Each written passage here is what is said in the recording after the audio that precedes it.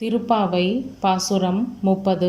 இது பலன் கூறும் பாசுரம். திருப்பாவை ஓதுவதால் பாராயணம் செய்வதால் நமக்கு கிடைக்கப் போகும் எல்லா பயன்களையும் கூறி நிறைவு பெறுகிறது இந்த திருப்பாவை பாடல். வங்கக் கடல் கடைந்த மாதவனை கேசவனை. வங்கக் கடல் கப்பல் நிறைந்த கடல். இங்க சொல்லப்பட்டிருக்கும் கடல் திருப்பார்கடல். இந்த கடல்ல தேவர்களுக்கு அமுதம் அளிப்பதற்காக பகவான் ஒரு தந்திரத்தை செய்தார். அதனால மந்திர மலையை மத்தாகவும் வாசுகி பாம்பை கயிறாகவும் கொண்டு தேவரையும் அசுரரையும் பார்க்கடலை கடைய செய்தார் திருமால். கீழே ஆமை வடிவாக இருந்து அந்த மலையை தாங்கினார். அது மட்டும் இல்ல, தேவர் பக்கம் ஒரு வடிவம், அசுரர் பக்கம் ஒரு வடிவம் கொண்டு தன் உடல் நோக கடைந்தார். முதல்ல ஆலகால விஷம் வந்தது. அதனை உண்டு நெஞ்சில் நிறுத்தி காத்தான் சிவபெருமான். சிவபெருமான் இப்போ திருநீலகண்டராக மாறினார். அமுதம் வந்தது. அதை ஏந்தி கொண்டு திருமாலுடைய அவதாரமாக வெளிப்பட்டார் தன்வந்திரி பகவான். தேவரும் அசுரரும் அந்த அமுதத்திற்காக போட்டியிட மோகினி வடிவெடுத்து அசுரரை மயக்கி தேவர்களுக்கு அமுதம் அளித்தான் பரமன். இப்போ அமுதத்தோட பல மங்கள பொருட்கள் பார்க்கடலில் இருந்து வெளிப்பட்டன. திருமகள் அழகே வடிவாக கையில் மாலையுடன் வெளிப்பட தங்கள் கழுத்தில் மாலையிடுவாள் அப்படின்னு தேவர்கள் எல்லாம் எதிர்பார்த்து நிற்க அவள் திருமாலுக்கு மாலையிட்டு அவன் திருமார்பில் அகலா இடம் பெற்றாள். திருமால் மாதவன், மா அப்படின்னா திருமகளை பெற்றான். இப்படி இந்த லக்ஷ்மி கல்யாணத்தோடு நிறைவடைகிறது திருப்பாவை. மாதவன் அப்படின்னா சிறந்த தவம் செய்தவன் என்பது பொருள். கேசவன், கேசி அப்படிங்கிற அசுரன் குதிரை வடிவில் வந்தான். அவனை கண்ணன் அழித்ததால் கேசவன் அப்படிங்கிற திவ்ய நாமத்தை பெற்றான். இந்த வரலாற்றை நம்ம 7வது 8வது பாசுரங்களில் பார்த்துவிட்டோம். கேசவன் என்றால் அழகிய தலைமுடி உடையவன் அப்படின்னு ஒரு பொருள் இருக்கிறது. திங்கள் திருமுகத்து சேயிழையார் சென்று இறைஞ்சி. இப்போ தங்களோட பாவை நோன்பு நிறைவு பெற்று கண்ணனை கண்ணார கண்டுவிட்டதால் ஆயர் மங்கையர் முகம் மேலும் பொலிவடைந்து நேரிழையராக அழகிய நகைகளை அணிந்தவர்களாக, சந்திரனை ஒத்த அழகிய முகத்தை கொண்டவர்களாக, சிறந்த ஆபரணங்கள் அணிந்தவர்களாக திரும்புகிறார்கள். அதை சொல்வது இந்த வரி. அங்கு அப்பறை கொண்ட ஆற்றை.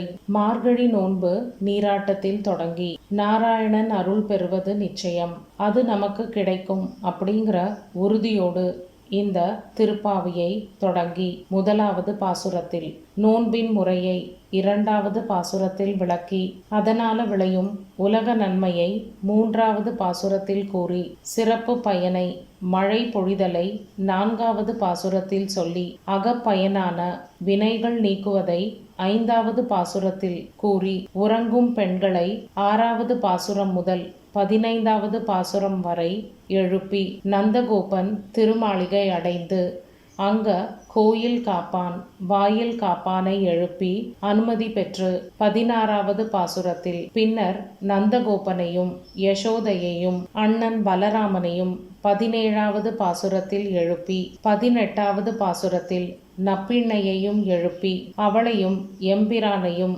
சேர்த்தியில் கண்டு 19வது பாசுரத்தில் அப்புறம் அவளோட பரிந்துரையுடன் கண்ணனை கண்டு அவனை 4 அடி நடந்து வர செய்து நடை அழகுக்கு பல்லாண்டு பாடி அவனை 4 அடி நடந்து திருவோலக்கம் வர செய்து நடை அழகுக்கு பல்லாண்டு பாடி 20வது பாசுரம் முதல் 24வது பாசுரம் வரை அப்புறம் 25வது பாசுரத்தில் அவன் பிறந்து வளர்ந்த வரலாற்றை உணர்ச்சியுடன் பாடி நோன்புக்கு தேவையானவற்றை பட்டியலிட்டு 26வது பாசுரத்தில் கண்ணனிடம் பெறும் சன்மானத்தால் நோன்பின் நிறையை கூறி 27வது பாசுரத்தில் தங்களது குறையையும் இறைவன் நிறையையும் கூறி 28வது பாசுரத்தில் தாங்கள் பறை என்று குறிப்பிட்டது இறைவனுக்கு செய்யும் தொண்டுதான் என்று கூறி கடவுளுக்கும் உயிருக்கும் உள்ள தொடர்பு என்றும் நிலை நிலவுவது அப்படின்னு சொல்லி இறைவனை விட்டு பிரிக்கும் காமங்களை நெஞ்சினின்றும் நீக்கி தங்களை நல்வழிப்படுத்த அந்த இறைவனோட அருளை வேண்டி நிறைவு செய்தார்கள். இப்படி இந்த நூல்ல ஆயர் பெண்கள் நோன்பை நிறைவு செய்து பலன் பெற்ற வரலாற்றை முழுவதுமாக திருப்பாவை நமக்கு சொல்லிக் கொடுத்தது. அணி புதுவை பாகவதத்தில் கோபியர் காத்யாயனி விரதம் மேற்கொண்டனர் அப்படிங்கிற குறிப்பை வைத்து தன்னோட பக்தி நிறைந்த கற்பனையால கவிதை நோன்பாகவே திருப்பாவையை அமைத்தாள் ஆண்டாள். தான் இருந்த வில்லிபுத்தூரையே ஆயர்பாடியாக்கி வடபெருங்கோயிலுடையான் ஆலயத்தையே நந்தகோபன் திருமாளிகையாக்கி தானே ஆய்ச்சியாக மாறி இந்த திருப்பாவை பாடித்தந்தாள் ஆண்டாள். இப்போ தன்னை இங்கே அறிமுகம் செய்து கொள்கிறாள் ஆண்டாள். அணி புதுவை பைங்கமல தந்தெரியல் பட்டபிரான் கோதை சொன்ன. இப்போ அழகான புதுவை காடாக இருந்ததை நாடாக திருத்தி அமைத்த புதிய ஊர் ஸ்ரீவில்லிபுத்தூர். அணி புதுவை அது அந்த ஊரோட சிறப்பு என்ன? கோதை பிறந்த ஊர், கோவிந்தன் வாழும் ஊர், ஜோதி மணிமாடம் தோன்றும் ஊர், நீதியால் நல்ல பக்தர் வாழும் ஊர், நான்மறைகள் ஓதும் ஊர், வில்லிபுத்தூரர் வேதக்கோன் ஊர். கோதைக்கு தன்னோட தந்தைதான் ஆசிரியர், ஆச்சாரியாரும் ஆவார். இந்த மகளை பெற்றதால் அவர் மட்டற்ற மகிழ்ச்சியை ஆனந்தத்தை அடைந்தார். அந்த தந்தைக்கு தம் வாழ்வாலும் வாக்காலும் பெருமை சேர்த்தாள் ஆண்டாள். அழகிய குளிர்ந்த தாமரை மாலைகளை அணிந்த பட்டபிரான் கோதையாகிய என்னுடைய படைப்பு இது என்கிறார். சங்க தமிழ் மாலை 30ம் தப்பாமி. இங்க சங்க தமிழ் அப்படின்னு தமிழோட சிறப்பை எடுத்து உரைக்கிறாள் ஆண்டாள். சங்கம் அமைத்து வளர்க்கப்பட்டது தமிழ் மொழி. அப்படிப்பட்ட அந்த தமிழ் மொழியில் எளிய நடையில் ஆண்டாள் இந்த திருப்பாவையை இயற்றினாள். இப்போ இந்த பாடல்களை எல்லாம் நம்ம சங்கம்னா கூட்டம் அப்படின்னு ஒரு பொருள் இருக்கிறது. கூட்டமாக இருந்து தினமும் பாராயணம் செய்தால் நமக்கு எல்லா விதமான நற்பலன்களும் கிடைக்கும் என்பது ஆண்டாளோட வாக்கு.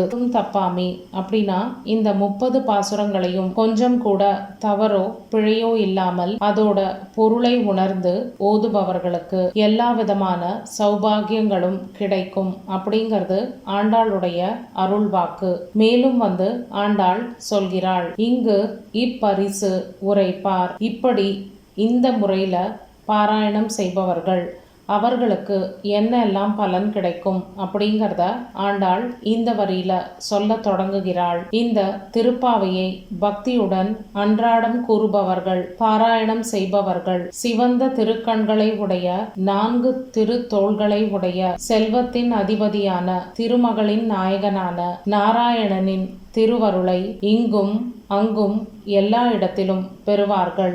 அவர்களை அவன் திருவருள் காத்து நிற்கும். பேரின்பம் அவர்களுக்கு சொந்தமாக எப்போதுமே இருக்கும் அப்படின்னு ஆண்டாள் இங்கே இந்த பாசுரத்தை நிறைவு செய்கிறாள். வங்க கடல் கடைந்த மாதவனை கேசவனை திங்கள் தீரு முகத்து சேயிழையார் சென்றிறைஞ்சி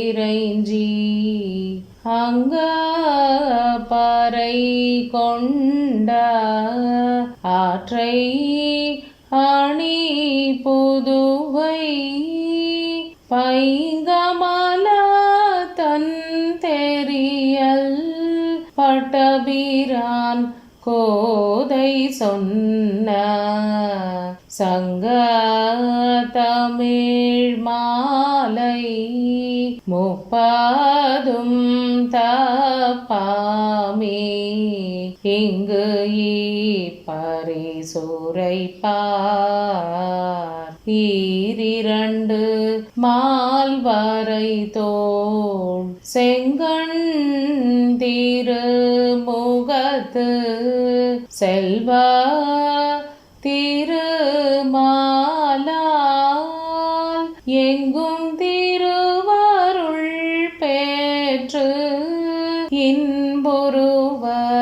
எம் பாவாய்.